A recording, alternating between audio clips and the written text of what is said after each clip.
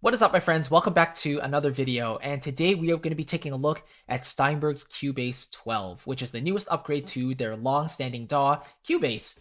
And if you know me, I've been a long-time Logic user for the past few years, and so naturally I was a little bit overwhelmed when it came to looking at all the features that Cubase 12 offers and, try to get into the nitty-gritty of everything that it does.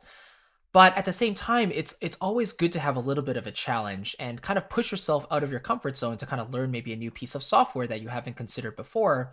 And so I thought this was a perfect opportunity to kind of do a quick look at Cubase 12 with you guys. And a big thank you to Steinberg for actually sending me a copy of Cubase for review and to take a look at with you. Very thankful. And at the very end, we'll also do a giveaway of Cubase 12 and its accompanying piano Verve. It's called Verve. It's like a felt piano. So Steinberg's also giving away a copy of Verve as well as Cubase 12. So thank you for being so generous, Steinberg. Without further ado, let's kind of jump into the page here. So there's a lot of different features that came with this big upgrade. Again, we're not going to cover all of them here. There are plenty of videos on YouTube covering all the advanced features and all the upgrades that came with Cubase. I prefer to keep things simple myself. I just like to get up and running right away. So we're going to do kind of a basics overview of the software, and I'll show you how to get up and running really quickly. They have things like MIDI remote integration, Very Audio with Scale Assistant, audio to MIDI chords, effects modulators, and a whole bunch of other things that are just super exciting for people who are looking forward to these improvements. And then if you're interested in buying it or even trying it out, I think you can download a free trial at the very top here. I'm sure there's a trial version, but anyway, there's three versions of Cubase you can buy. Elements, which is $150. Then you have let's see, Cubase Artist, which is $496, and then you have Cubase Pro, the full thing, which is $874. So definitely up there in terms of price with the other DAWs. More expensive than, let's say, Logic or Reaper or whatever, but with the amount of features and things that it comes with, you might find it's especially worth the value for you. But without further ado, let's kind of take a look here. So this is the Cubase interface. At first, it took me a few minutes to try to find my way around and get started, but generally it is kind of a similar layout to Logic in a way. Things are slightly different, but let's cover them really quickly. So let's say you're starting off with a fresh session and you want to start adding in some tracks, right? What's the best way to do that?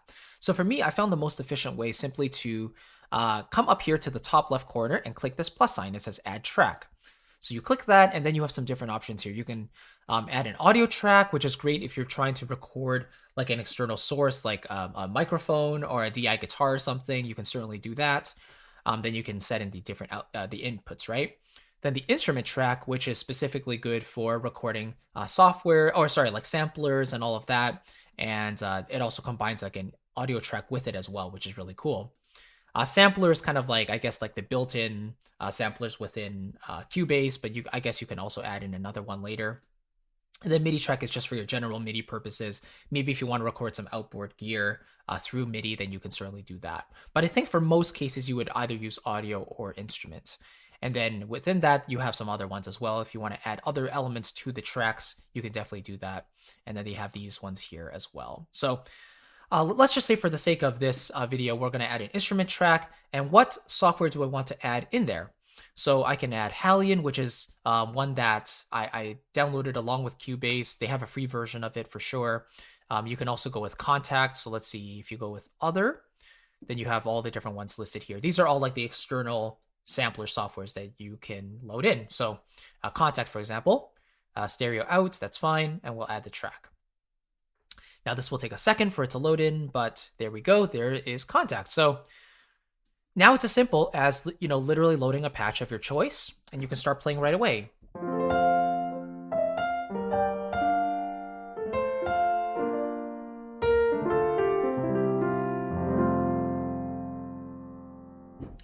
And then if you want to, you can always start recording here at the very bottom by clicking the record button.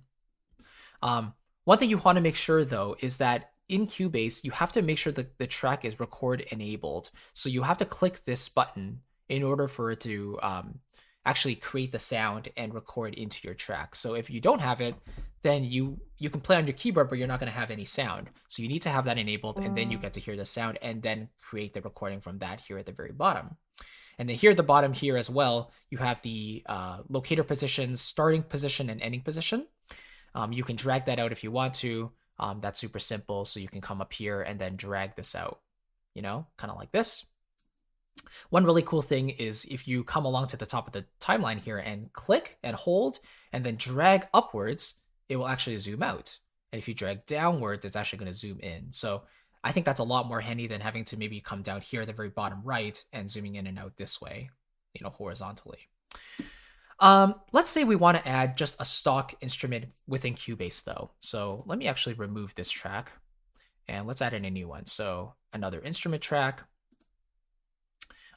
Let's actually take out contact there actually. Actually, I guess you wouldn't even need to load this one actually, so we can remove that. But what I want to do is maybe add in a MIDI track instead. So we have a MIDI track. Then we come over here on the right and you can select media. So media, I think, is where all of the built-in sounds are included within Cubase, and you can search them up if you want. So let's say we want a piano sound. They give us a few options here. Let's say we want, an electronic or a classic house one, I guess. Then here are these, different options you can choose from. So we're going to select Jupiter Last High Piano Bridge. And this is actually going to bring in a specific loop or MIDI data. So if we have a listen here at the very, back to the beginning, actually it's playing a loop there for us. So I'm going to stop that. Let's have a listen here. So here you have a playable piano if you click on that patch. Very wet, obviously. Maybe we can just solo that up and hear what that sounds like though. Yeah, and it's just playing a couple notes there. So a very, very simple, MIDI patch there. But if you want to load in your own instruments from Cubase itself without any external help, then you can do that within the Media tab here. I think that's really nice to have. So let's take that out actually, because I prefer using external instruments anyway. We can take away this MIDI track as well. That's a little excessive. And the way I basically got this all set up here was essentially doing what we just did. So I loaded up instrument tracks, and then I loaded in the Halion Sonic SE software, which I believe is the free version of the Halion software. And we can actually go into that by pressing this keyboard right here. And here we see the Verve piano. This is the one that I wanted to use for this short little demo. Let me just play this for you really quickly and show you the couple of presets that it comes with. It's a very gorgeous piano. So just have a listen to this.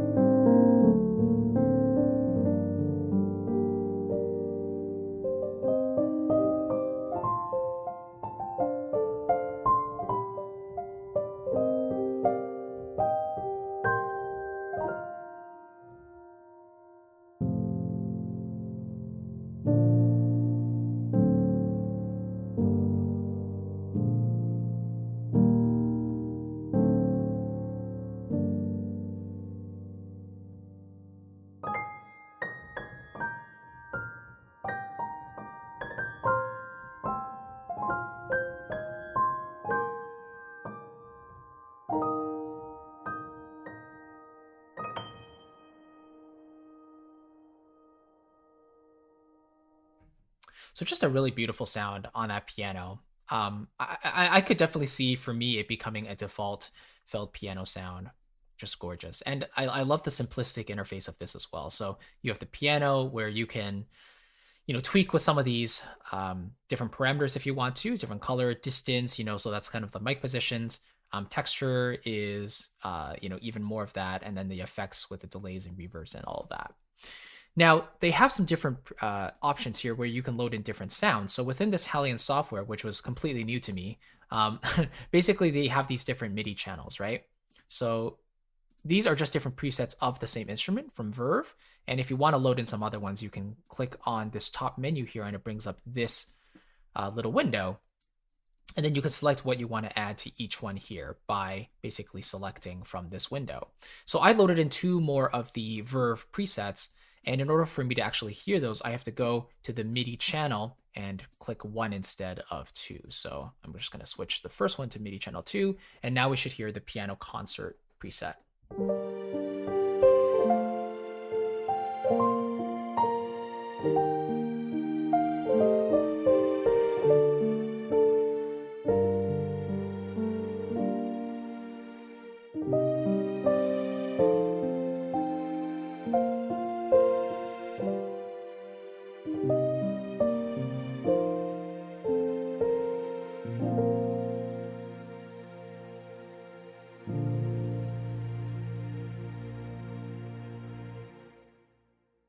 So you definitely hear there's some strings or pads aligned with that piano as well. Let's actually switch this back to channel 2. Let's hear Broken Clouds in addition to that. Put that on MIDI channel 1. Here we go.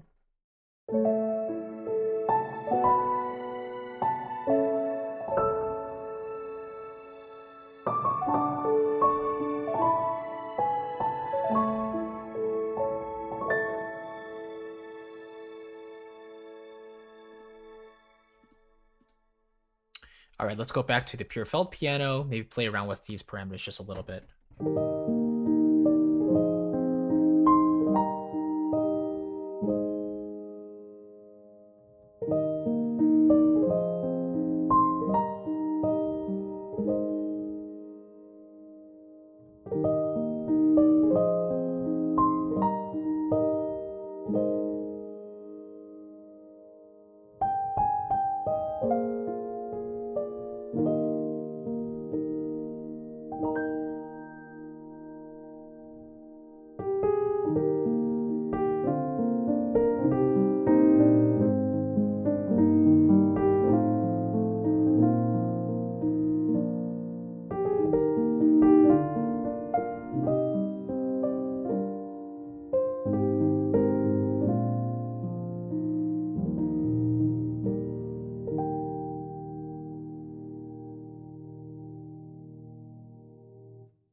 Yeah, that's just a beautiful sound. I'm really enjoying this felt piano for sure. Cool. All right, now let's have a quick listen to this demo that I just put together using the Verve piano, but also Cinematic Studio Strings. So I basically set up these channels by going into, again, adding the track and then selecting instrument track, making sure I had the contact included inside. And then I basically went into each of the tracks and added in the appropriate patch. So here you can see I have the first violins, and then I did the same for the others, loading in the respective patches. So let's just have a quick listen to this, and yeah, you'll see how those instruments kind of work together. Here we go.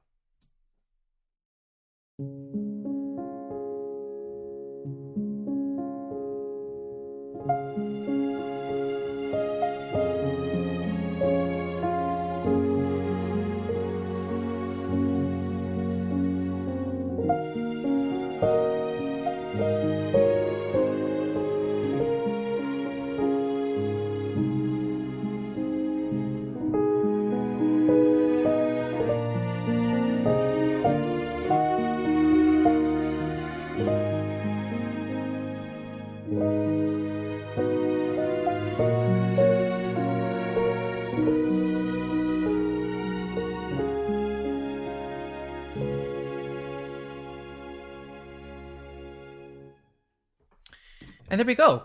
And if you want to go into the MIDI, you can actually highlight the different MIDI, right? Or you can actually go into these tracks, select them like this. So it's basically clicking and then clicking shift and then selecting the last track. Then you can go in and see all the MIDI data like this.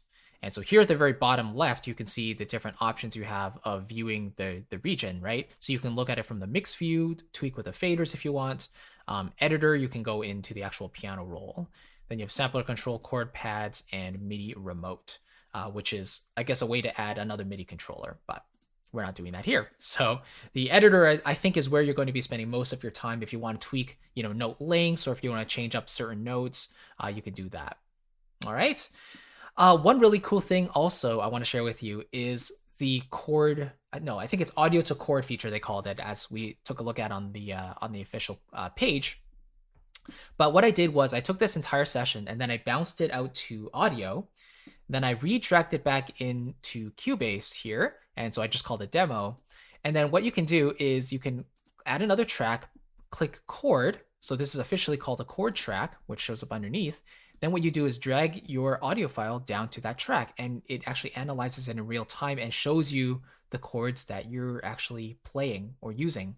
Now you can imagine how useful this could be if you are trying to analyze the chords of a song, right? An external song. Maybe you hear something, but you're just not sure what chord is being played. You can download that track and import it into Cubase, and they actually have this feature, which is so, so cool. So let's have one more listen to this piece, and then you can follow along with the exact chords that we actually used in this example. So here we go.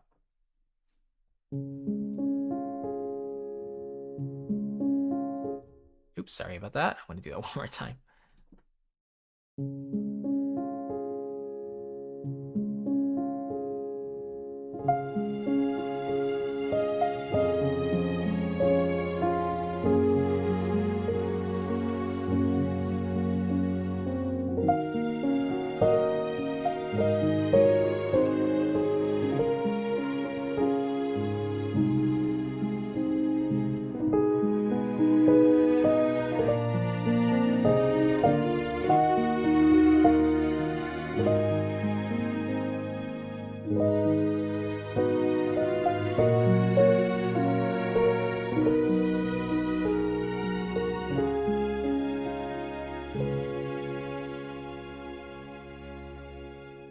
And I would say Cubase did a pretty darn good job with that, honestly. The only chord that was slightly incorrect was this F minor 7 right here. It was actually an A flat over C, but close enough, right? But if you really wanted to change that, you can actually double click that and then go into it and change it. So you can say A flat chord, right? And then you can say A flat major.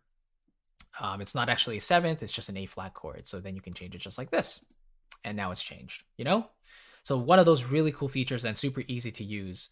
Just make sure you loaded that dedicated chord track and then drag your audio file to that track. And that's how you do that. So yeah, you can get up and running very simply and very quickly in Cubase if you kind of understand the very basics. Just to kind of recap here, so to add tracks, you go up here to the upper left and decide what kind of track you want to put in. Most of the times you're going to be using audio or instrument tracks. I'll probably use instrument more just because I do a lot of virtual production, so it makes sense for me to use external software sources, right? Instead of using the audio, which records external live audio, right? Then you can record by pressing this record here at the very bottom. And depending on what track is selected, that is where you can record. So if I want to record the piano, then I can select where I want to start. I click the record button, and then I can start playing something, and then MIDI will be loaded in there, right? And then after you have this and you're happy with kind of how it sounds, the arrangement, then you can always go into the mix window. So let's click this to bring up the mix console here. You can tweak the faders, do whatever you want. And at the very end, you can do some mixing stuff, right?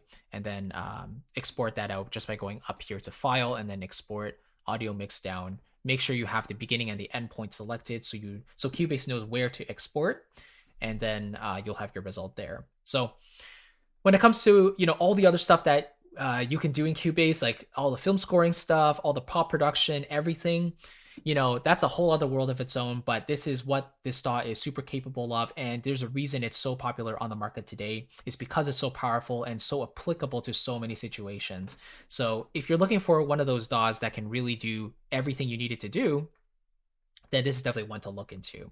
I can definitely see myself personally using this in more specific situations where maybe I'm having trouble with Logic.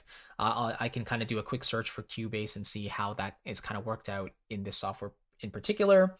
But I can definitely see myself using both Logic and Cubase in tandem together. I don't think one really replaces the other. They both do different things, right? So it's just good to have both options for sure. But yeah, at the end of the day, you can always get done what you need to get done in one DAW, for the most part. It really only gets useful to have multiple if you really think one DAW cannot do something that another can. So just keep that in mind. Less is usually more in this case. And yeah, that's basically a quick overview, a beginner's overview of how I would use Cubase. Again, I am not an expert in this software yet by any means. I've only been using this for a couple of days, and I just wanted to record a quick like first impressions video of how I personally use it and my thoughts on it so far. Definitely a lot of fun. I can see myself really getting into this and digging deeper and learning more of the features. But it is definitely a work in progress, to be sure. But yeah, let's get into the giveaway because I know you must be excited about that. And, this is a great opportunity to actually get your hands on this software for free, possibly to win a copy of it. So there's 3 things you need to do in order to be entered into the giveaway. Number 1, make sure you fill out the form below in the description box. This will basically enter you onto my email list because this is where I will share the winners of Cubase and Verve. And basically I send you free content on composing and, material on how to help you with your mockups every single week. It's all valuable material. I promise not to spam you with anything. But yeah, that is the first thing you have to do. Fill out the form below and enter your information there. Number 2, just make sure you leave a comment under this video and let me know why you want to win a copy of Cubase 12 and what you would use Cubase for. I'd love to know that as well.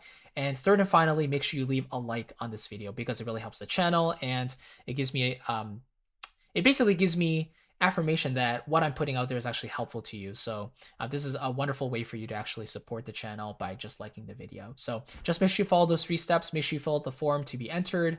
And I will be announcing the winners within a couple days. And of course, I will be announcing the winners via email in private. So make sure you're signed up and you'll be entered as soon as you do that. So thank you so much. I really look forward to seeing you in the next video. Thank you again to Steinberg for giving us a copy of Cubase 12 and Verve to give away. Good luck to you, and I'll see you in the next video. Take care, my friends. Bye-bye.